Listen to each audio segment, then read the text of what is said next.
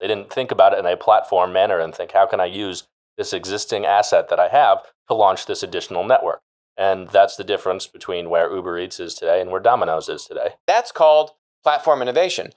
I don't know why Domino's hasn't done it, so it's not a surprise to me that their stock has tanked 7% today. This is not a new threat. I think what you're starting to see is the actual impact is being felt. Domino's. Let's talk about another linear enterprise that's completely missed the boat here. Domino's Pizza faces new threat, keyword new, from delivery apps like Uber Eats and Grubhub. I mean, this was published on July 11th, 2019. I don't know, Amelia, but I wouldn't say this is a new threat. Why has Domino's not said to itself, man, I have this asset called local delivery in suburbia almost all across the United States of America?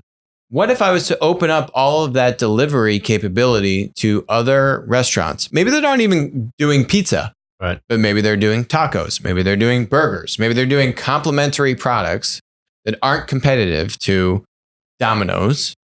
But I have all of this installed infrastructure. Well, how could I use that? That's called platform innovation.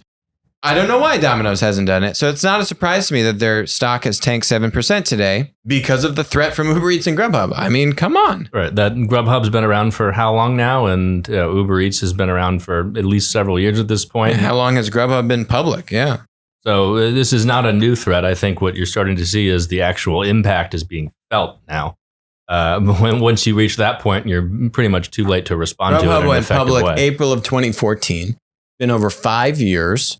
And look, it makes sense, right? What were the dominant cities, keyword cities, that all these delivery platforms get their starts? All in metropolitan, very high density. The logistics is much easier. New York. You have public transportation. It's just logistically much easier. So it makes sense that it took much longer for the delivery platforms to creep into suburbia. Now the delivery platforms are getting into suburbia. Domino's is getting a hit. You know, This goes back to the ways of doing platform innovation that we talked about, I think, in episode 1, which is there's the Uber Eats model. Uber didn't do delivery. They launched Uber Eats by taking their existing assets, drivers, and then creating a platform around that to deliver food. Who else had drivers? Domino's. They didn't think about it in a platform manner and think, how can I use this existing asset that I have to launch this additional network? And that's the difference between where Uber Eats is today and where Domino's is today. Yeah.